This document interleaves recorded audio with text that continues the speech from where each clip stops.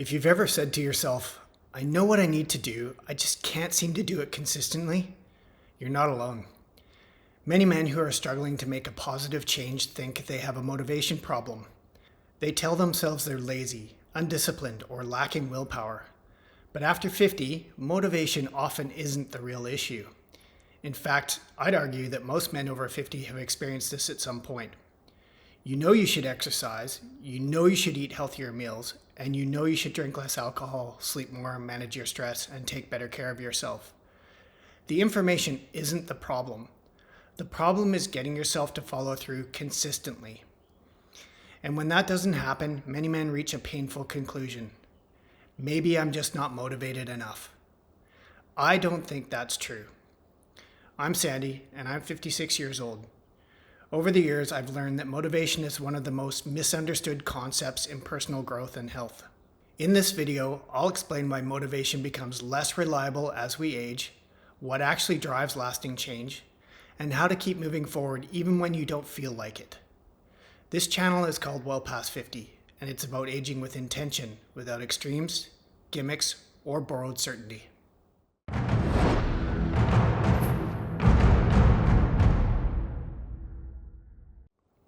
One of the biggest lies we've been sold is that successful people are motivated all the time. They're not.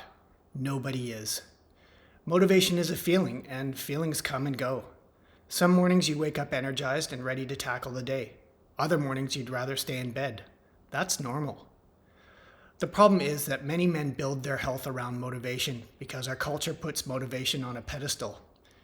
And since motivation ebbs and flows, it leads many men to exercise when they feel like it, eat well when they're inspired, or make changes when they're emotionally charged after a health scare, a doctor's appointment, or seeing an unflattering photo of themselves.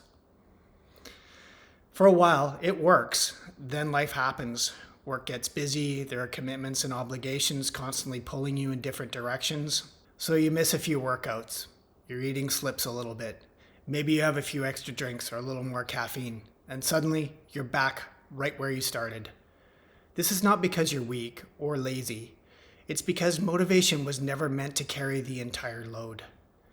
Motivation is useful for starting something. It's usually terrible for maintaining lasting change. What actually creates lasting change is something much less exciting. I believe it requires these 4 pillars: structure, habits, identity, and purpose. Let's start with purpose. A few videos ago, I talked about finding your why. I'll leave a link in the show notes. There is a reason I spent so much time on that topic. When your reason for changing is weak, motivation has to do all the work. When your reason is strong, motivation becomes less important. If your goal is to lose 10 pounds, you'll probably quit when progress slows. If your goal is to avoid diabetes, stay independent, keep hiking with your partner, play with future grandchildren, travel, or feel good in your own body again, that's different. Now there's something meaningful attached to the effort. This shift in purpose is a game changer. The next pillar is identity. This was a big one for me. For years, I identified as an athlete, a swimmer, an Ironman triathlete, someone who trained hard and was always chasing a physically challenging goal. When I burned myself out and my health declined in my early 50s, I had to reevaluate that identity. At first, I resisted. I kept trying to force my body to respond the way it used to. Eventually, I realized the goal wasn't to become who I used to be. The goal was to become who I needed to be now. That's a very different mindset. Instead of asking, how do I stay motivated? I asked, who is the man I'm trying to become? That answer is important because it influences your choices. A healthy man exercises regularly without constant extremes. A healthy man prioritizes rest and sleep. A healthy man pays attention to nutrition. Not perfectly, but consciously and consistently. The key takeaway: identity shapes behavior far more powerfully than motivation ever will. Pillar 3 is habits. Most of us dramatically overestimate what we can do in a month and underestimate what we can do in a year. This is called hyperbolic discounting. Psychologically, humans naturally prefer smaller, immediate rewards over larger, delayed rewards. We cram our short-term calendars because we want to see results quickly. As a result, we chase quick and dramatic transformations. But health after 50 is largely built through ordinary actions repeated over and over again, year after year. Things like walking, strength training, eating simple, healthy meals, going to bed early, managing stress, and drinking water. None of it is glamorous, but these actions are time-tested, and when they're employed consistently, they work. The final pillar is structure. This is where many men get into trouble. They rely on making too many decisions every day. Like, should I work out? What should I eat today? Should I go for a walk? Should I get to bed earlier? Every decision drains energy. This choice overload creates something called decision fatigue.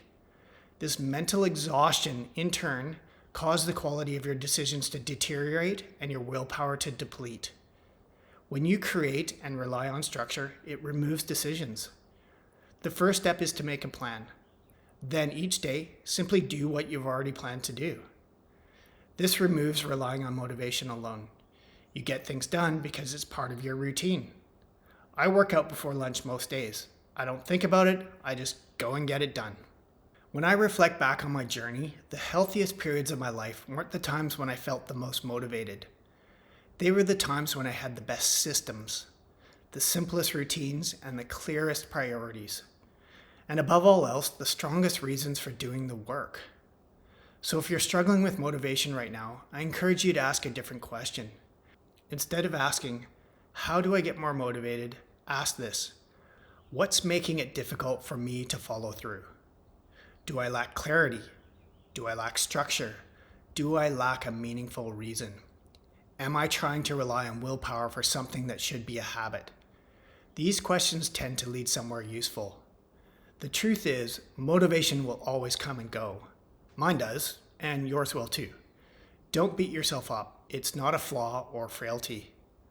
The men who stay healthy after 50 aren't necessarily more motivated. They've simply learned not to depend on motivation alone. They've built systems that keep them moving forward when motivation disappears. And eventually, that's what creates lasting change. In future posts, I'll talk about systems, what they look like, and how to create them.